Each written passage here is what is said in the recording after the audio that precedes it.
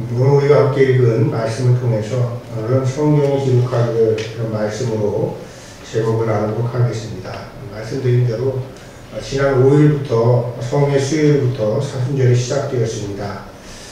일주일 동안 여러분들이 열심히 복 있는 사람을 묵상하시는 분도 계시고 또 깜빡 잊고 또 지나치신 분들도 계실 겁니다. 그래서 기쁜 소식은 하루하루 묵상을 잘하고 있습니다. 제가 문자 메시지도 받고 또 카톡도 받았습니다. 하루하루 묵상하시면 여러분들의 삶이 달라져요. 제가 말씀드렸죠. 인생의 변화를 여러분들이 바란다면, 또 바꾸고 싶다면 하나님의 말씀을 천천히 한 자 한 자 짚어가며 묵상하십시오. 그럼 반드시 여러분들의 삶이 달라질 것입니다. 삶이 달라지는데 어떻게 달라지느냐? 긍정적으로 변화되는 그러한 놀라운 역사가 있을 것입니다. 우리가 신앙이라면 우리가 말씀 묵상을 하는데 시간이 나서 말씀 묵상을 하는 게 아니라 시간을 내서 말씀 묵상을 해야 돼요.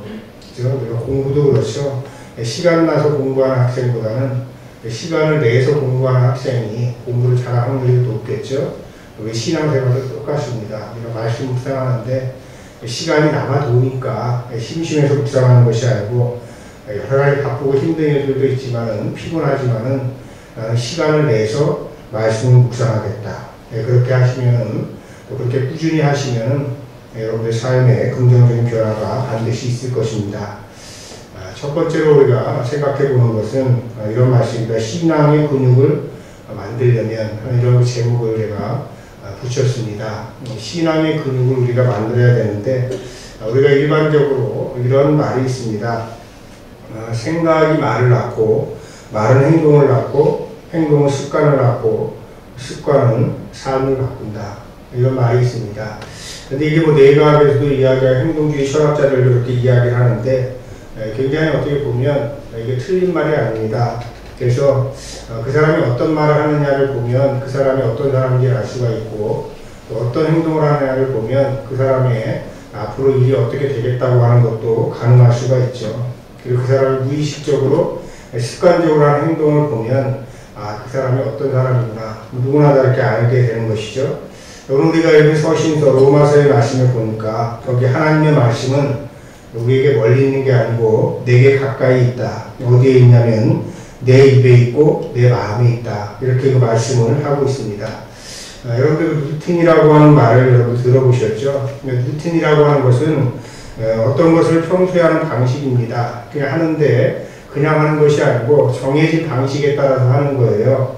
여기 스포츠에서 많이 이게 적용이 되죠. 그래서 이제 근육 운동이나 유산소 운동을 할 때도 그냥 막 하는 게 아니고 정해진 그 방식이 있어요. 거기에 따라 계속 이렇게 하다 보면 나중에 이게 습관이 돼가지고 이제 자기가 인식하지 않아도 의식하지 않아도 그렇게 하면서 자기의 건강을 회복할 수 있다고 하는 이러한 그 내용인데 저는 이것이 스포츠뿐만 아니라 우리의 일상생활에도 적용이 될 수 있다고 저는 생각을 합니다. 그래서 우리가 좋은 루틴을 몇 달만 반복하면 습관이 되고 습관이 되면 우리의 그 의식과 무의식에 모두 다 영향을 줘서 우리의 삶을 긍정적으로 살아가게 한다. 저는 그렇게 생각을 해요. 그래서 우리의 신앙에도 루틴이 필요하다. 저는 그렇게 생각을 합니다.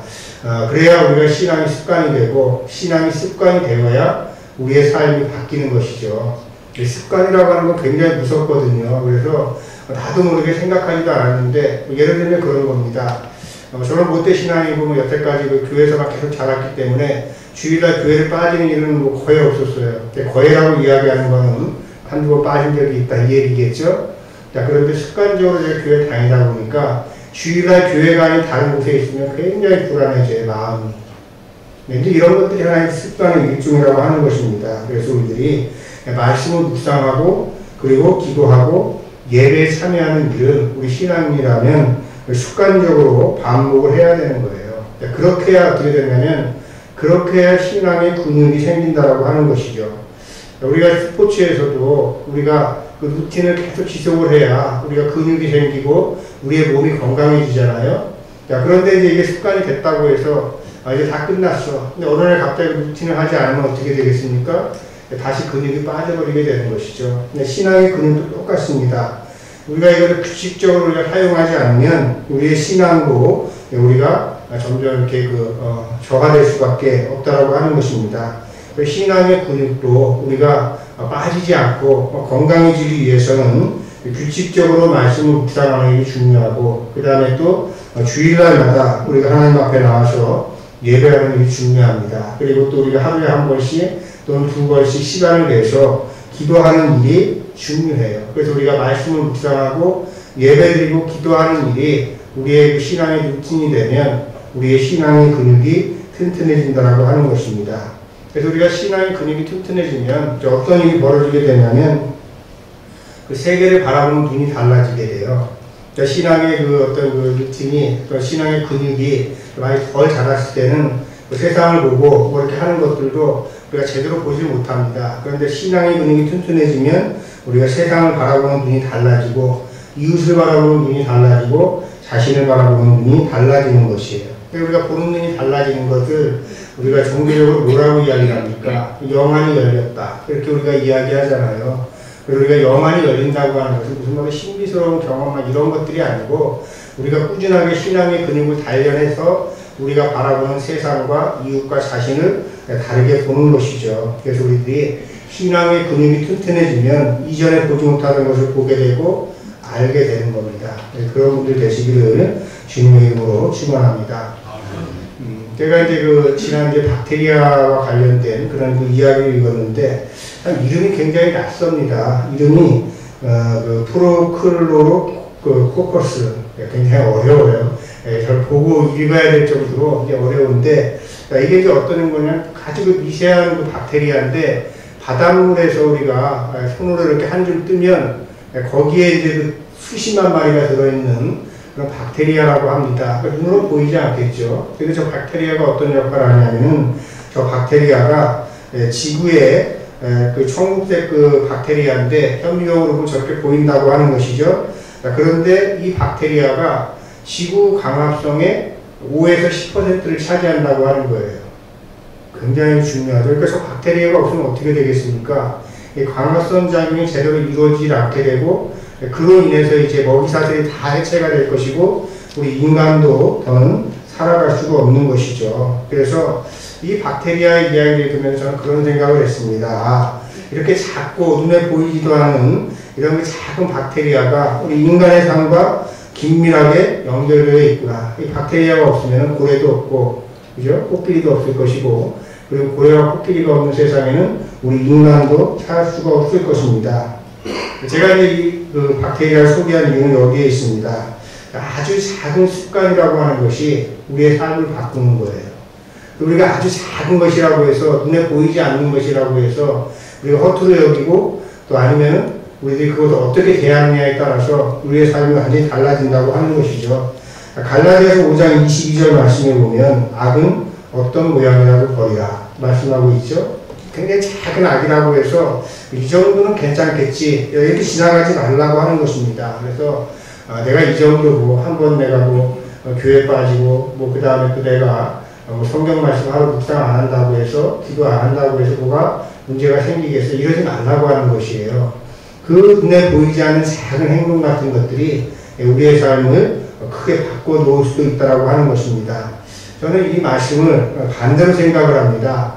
선은 어떤 모양이라도 취하라. 그러니까 좋은 것은 어떤 모양이라도 우리들이 그것을 작은 것이라도 이거 좋은 것이다, 그건 내 것으로 만들려고 노력해야 되는 것이에요. 그렇게 하다 보면 어떻게 되냐면은 우리의 신앙이 나무처럼 자란다, 저는 그렇게 생각을 해요. 그럼 삶의 변화가 어떻습니까? 급격하게 변하기도 하죠. 그러나 삶의 변화는 나무가 자라듯이 천천히 자라는 게 정상이에요. 그러지 않습니까? 나무가 자라는 거 잘 보이지 않잖아요. 그런데 어느 날 보면 나무는 분명히 자라 있는 것이죠.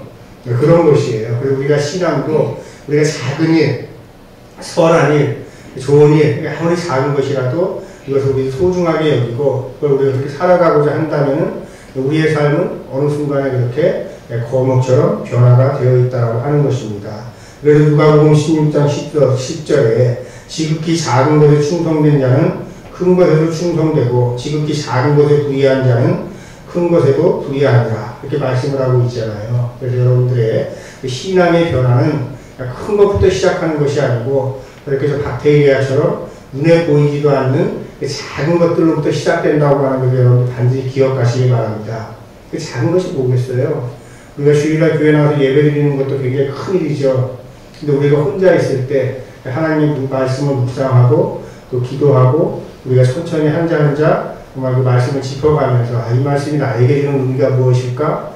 누구도 그렇게 하는 걸 보지 않잖아요. 보이지 않잖아요. 그런데 그러한 습관들이, 그러한 루틴들이 여러분들의 삶을 바꾼다고 하는 것을 꼭 기억하시기 바랍니다.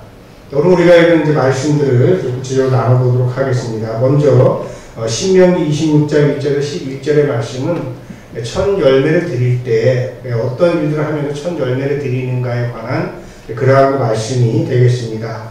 우리가 신명기 말씀을 쭉 보니까 뭐라고 말씀하냐면은 약속의 땅에 들어가면 첫 번째로 거둔 농산물을 하나님 앞에 가져와서 바치라고 이야기를 합니다. 근데 그것만 이야기하고 있는 것이 아니라 이 첫 열매를 드릴 때 하나님 앞에서 아랠 것이 있어요. 그게 이제 오늘 우리가 읽은 신명기 말씀에 들어있는 내용입니다. 뭘 아뢰야 되냐면은 첫 열매를 드리면서 자신들의 역사를 갖다가 기억하고 아뢰라고 하는 것이에요. 그러니까 역사가 자기네들이 어떻게 이루어졌는지를 자기들이 알고 있죠. 그러나 머리로만 알고 있지 말고 입을 열어가지고 얘기를 하라고 하는 것이에요. 우리가 이집트에서 노예 생활 430년 동안 노예 생활을 했었는데 우리가 하나님한테 울부짖고 또 우리가 하나님 앞에 아뢰니 하나님께서 우리를 광야로 구원해 주셨고 광야 40년 동안에도 하나님이 이렇게 저렇게 우리를 보살펴 주셔서 이 가나안 땅에 약속의 땅에 들어오게 하셨고 그래서 우리가 이렇게 오늘 첫 열매를 드리게 했습니다. 이게 무슨 이야기겠습니까? 첫 열매를 드리면서 자신들의 역사를 기억하라고 하는 것이에요. 머리로만 기억하지 말고 입술로도 이야기하라고 하는 것이죠. 이 말씀을 통해서 우리는 뭘 생각해야 되겠습니까? 우리도 주일 예배를 드릴 때마다 우리가 하나님 앞에 아뢰야 되는 것이에요. 우리의 인생 여정을 돌아보면서 또 한 주간의 삶을 돌아보면서 하나님께서 우리를 어떻게 구원해 주셨고 또 내가 지금 이렇게 하나님 앞에 나와서 예배 드릴 수 있는 것이 얼마나 큰 복인지 은혜인지를 하나님 감사드립니다. 이런 마음을 가지고 우리가 예배를 드려야 되는 거예요. 그냥 나와가지고 주일이니까 그 습관적으로 나와 드리는 예배도 중요한데 거기에 우리는 뭘 덧붙여야 되냐면은 우리가 이렇게 오늘 예배 드리는 것이 그냥 내가 아무나 할 수 있는 일이 아닌 것이구나. 이거 우리 기억을 해야 됩니다. 여러분 우리들이 예배를 드리고 싶은 마음만 있다고 예배 드립니까? 여러분 우리 권사님들이 통화하다고 맨날 우시거든요. 예배를 드리고 싶은데 못 오시는 거예요. 여러분들 나와서 예배 드릴 수 있는 건강이 있잖아요. 그것 자체만 해도 그냥 고마운 겁니다. 또 고마운 것이 또 있어요. 그 이단 사이비에 빠진 그 청년이 그 인터뷰하는 내용을 제가 하나 들었는데 기가 막히더라고요. 뭐냐면은 자기는 교회 가가지고 어려서부터 교회에서 신앙생활 했는데 교회 가면 무조건 기도하고 믿으라는 얘기만 들었대요. 그런데 그 사이비 교주가 있는 그 교회 딱 갔더니 그 교주가 그렇게 이야기하더래요. 여러분 기도만 하는 게 중요한 게 아니고 열심히 사는 것도 중요합니다. 그래가지고 거기에 홀딱 빠졌다는 거예요. 여러분들 한남교는 어떻습니까? 기도 제가 하라고 말씀드리죠. 열심히 살아야 된다고도 말씀드려요. 그 정도에 우리가 멈춰 있습니까? 그거보다 더 좋은 얘기들 많이 해주잖아요. 여러분들 얼마나 좋은 설교를 듣고 있어요? 저는 사실 그렇거든요. 목사로서 가장 목숨 걸고 해야 되는 게 뭐냐, 말씀 준비라고 저는 생각을 하기 때문에 일주일 내내 저는 굉장히 그 말씀 준비하는 것에 대해서 굉장히 저는 온 신경을 다 집중을 하고 있습니다. 이제 오늘 이제 또 말씀 끝나면 다음 주는 또 뭘까? 그걸 가지고 또 제가 좀 고민하겠죠. 그래서 여러분들이 우리 한남교에서 내가 예배를 드린다고 하는 것 자체가 이렇게 행복한 것이구나. 그러니까 생각해보면 그렇게 행복한 것들이 너무나 많은 거예요. 여러분들이 그런 기쁨을 여러분들이 찾아야 되는 것입니다. 그래서 우리가 하나님께 아뢰 것이 저마다 다르겠죠. 그런데 분명한 것이 하나가 있어요. 우리가 뭐냐면은 예수 그리스도의 십자가 사랑이 없었다면 그 모든 일들이 가능하지 않았다라고 하는 것입니다. 그래서 우리들이 사순절기만큼은 우리 예수님의 십자가 사랑을 우리가 고백을 해야 되는 것이에요. 그래서 우리들이 하나님께서는 예수님의 십자가 사랑을 고백하고 그렇게 살아갈 감사하는 사람들을 그냥 두지 않으시고 하나님께서 또 은총을 베풀어 주시는 것이죠. 이것이 여러분 우리 기독교에서 이야기하는 그런 은총의 복인 거예요. 여러분들이 이 사순절 기간 동안에 하나님께서 예수님의 십자가 사랑으로 나를 구원해 주셔서 지금의 내가 있게 하셨다고 하는 그런 감사를 여러분들이 하심을 통해서 그런 감사를 통해서 또한 하나님께서 더 큰 은혜를 주시는 귀한 삶 살아가시기를 주님 이름으로 축원합니다. 이제 서신서의 말씀으로 보겠습니다. 로마서의 말씀은 8절 하반절에 보면 하나님의 말씀은 내게 가까이 있다. 내 입에 있고 내 마음에 있다. 이렇게 이야기를 하거든요. 그러니까 하나님의 말씀이 멀리 있는 게 아니고 우리가 알 수 없는 곳에 있는 게 아니고 이미 우리 마음 안에 있다고 하는 것이에요. 굉장히 가까이 있다고 하는 것이죠. 앞에서 제가 말씀을 드렸잖아요. 생각이 말을 낳고 말이 행동을 낳고 행동이 습관을 낳고 습관이 삶을 만든다.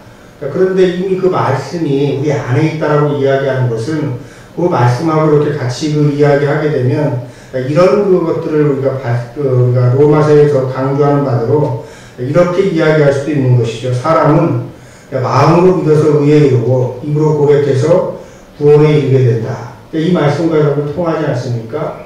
근데 그 말씀이 이미 우리 안에 있고 우리의 입으로 고백할 수 있다라고 하는 것이에요. 그럼 이 말씀은 뭡니까?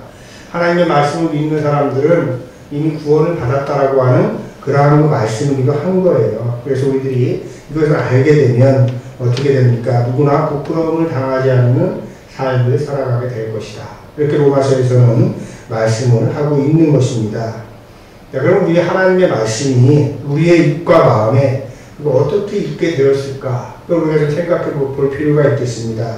자, 신학적으로 하나님의 말씀이 우리의 마음속에 있을 수밖에 없는 것은 바로 우리를 창조하실 때에 하나님의 형상대로 우리를 창조하셨다고 말씀하셨죠. 자, 그리고 또 우리 예수 그리스도께서 어디에 계신다고 말씀하셔요? 우리 안에 계신다는 그런 말씀을 우리들에게 주신 거예요. 그래서 우리 그리스도인들은 사실 이 땅에 태어나는 그 순간부터 하나님의 말씀이 어디에 있냐면은 우리 안에 있는 거예요.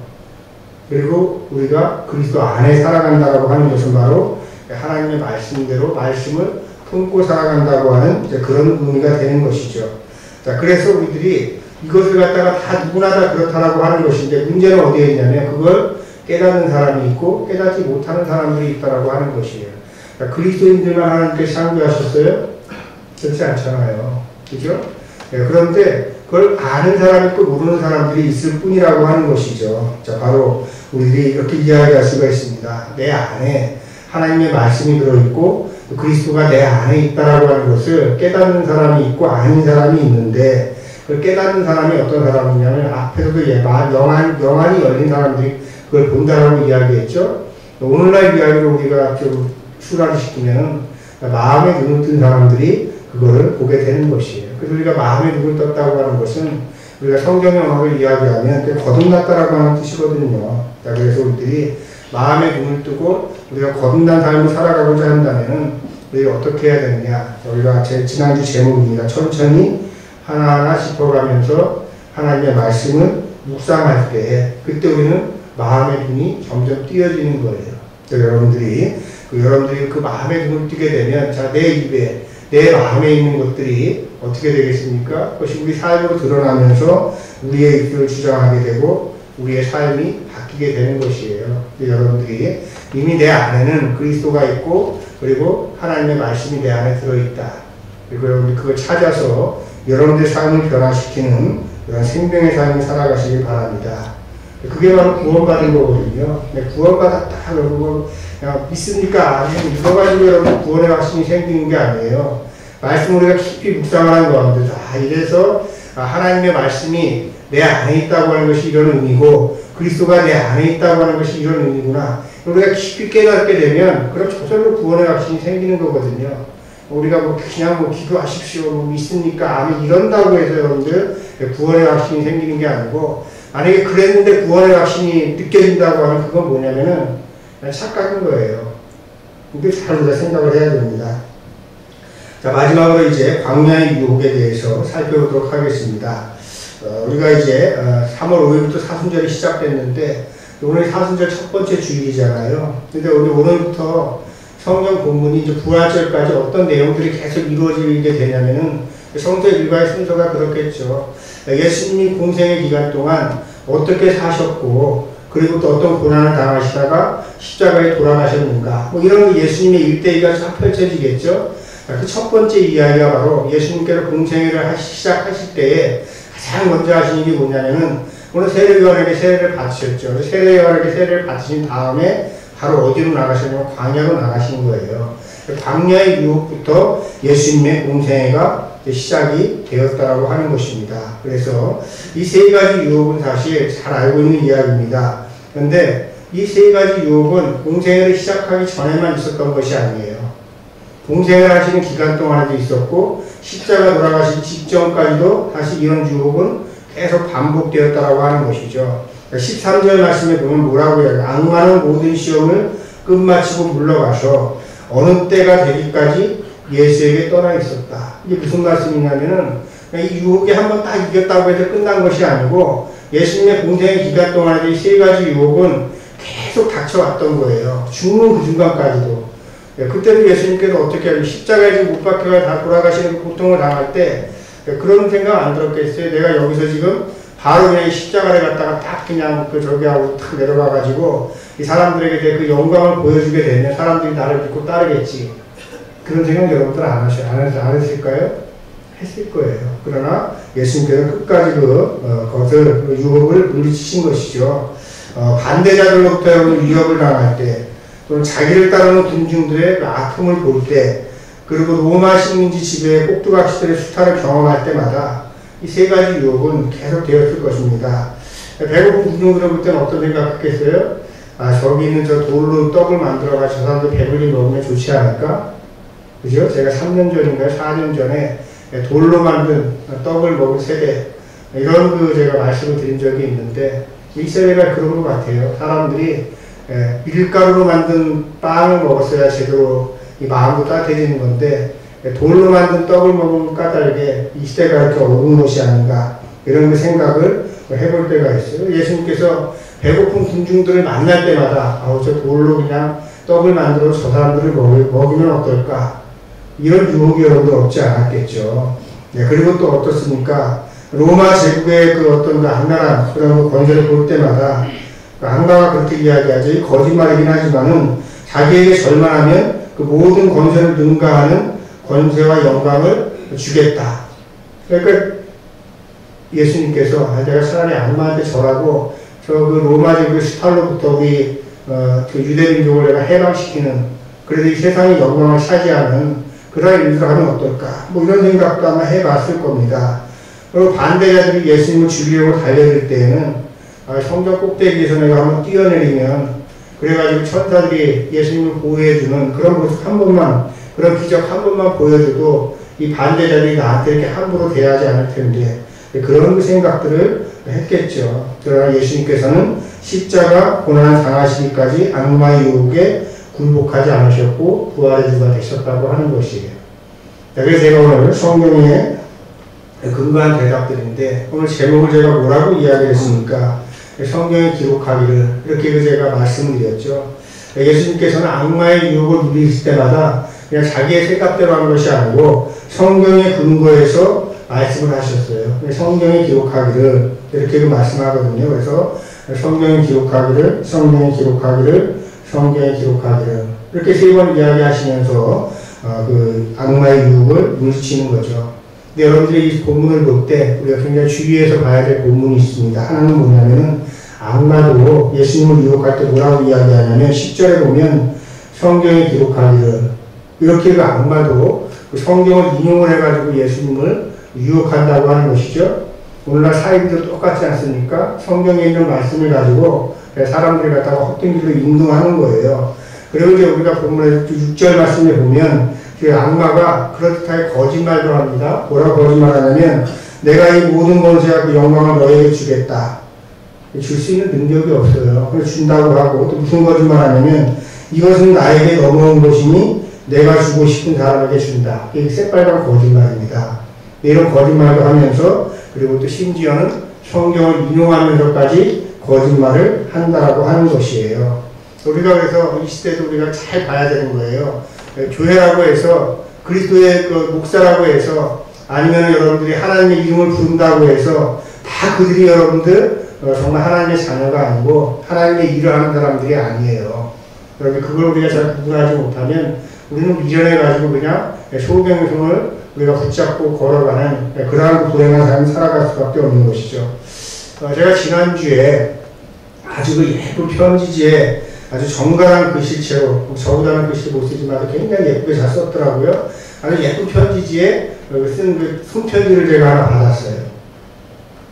손편지를 하나 받았는데 제가 딱 바꾸서 내용을 쫙 읽어보니까 발신이 누구였냐면은 신천지였어요. 네, 제가 실망 들어갔죠? 네, 연애 편지 하나 받으면 참, 지금은 받으면 안 되죠. 큰일 나죠. 근데 이 신천지가 여러분들 그 장문의 편지를 저한테 그 아주 그 손글씨로 정성껏 해가지고 한 4페이지 정도 쫙 보냈는데 그 내용에 딱 보면 다 거기에 뭘 들먹이면서 그 내용을 성경을 들먹이면서 내용을 쓴 거예요. 성경을 들먹이면서 목사님 빨리 회개하고 신천지에 들어오지 않으면 제가 상담도 잘하니까 목사님 정도는 제가 상담도 해드릴 수 있으니까 빨리 오셔가지고 구원 받으세요. 이런 내용이거든요.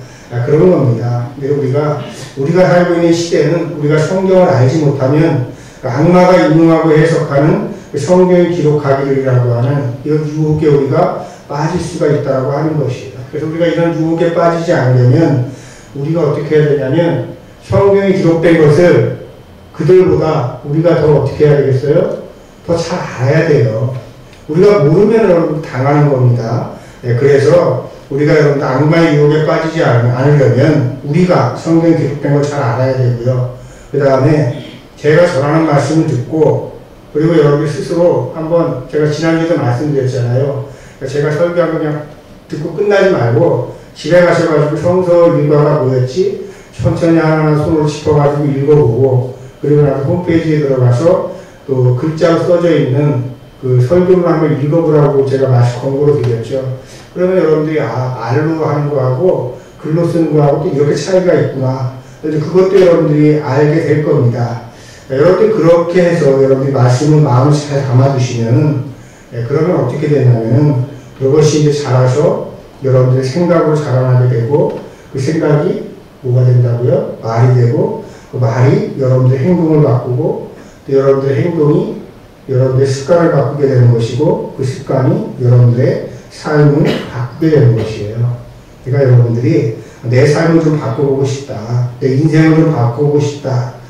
그러면 그 시작이 어디 있는 거냐면 바로 말씀을 여러분들이 묵상을 하는 것에서부터 시작된다고 하는 것입니다. 근데 사실 여러분들 우리가 기억해야 될 것이 있어요. 사이비 이단에 빠진 사람들도 성경을 얼마나 열심히 읽는지 몰라요. 대단히 암기한다고 그러죠.